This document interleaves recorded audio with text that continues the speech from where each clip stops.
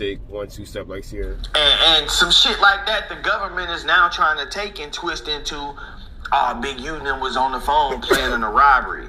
I'm going to tell you another thing that makes me feel this way.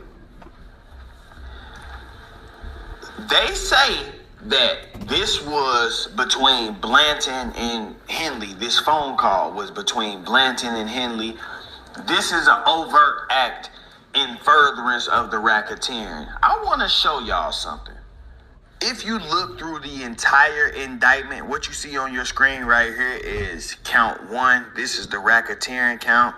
It doesn't mention Blanton, Henley, Robinson, Martin. Count 2, Henley, Robinson, Williams. You can look through I challenge anybody, go look through the entire 43 count indictment. Count 3, Henley, Robinson, and Williams.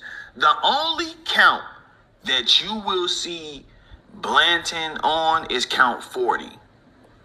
That's the only count. And this is related to some type of financial fraud or something along those lines. So if what the government is saying is true, and they have Blanton on and Big U on a wiretap, clearly discussing a robbery and a plan to rob somebody, why isn't Blanton charged with racketeering?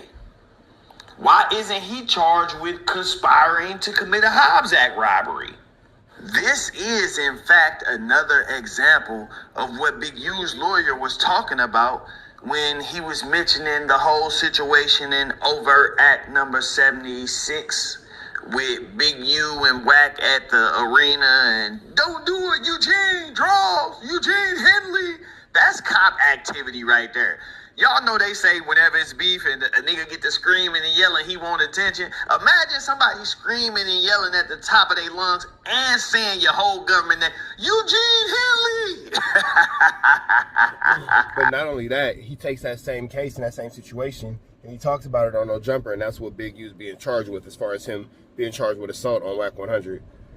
Hey, man, but look, though, staying focused. Why isn't that a charge? This is, like I said, another example of the government using certain situations to put charges on Big U, even though there's no evidence to support what they actually want to charge him with. So, example, right?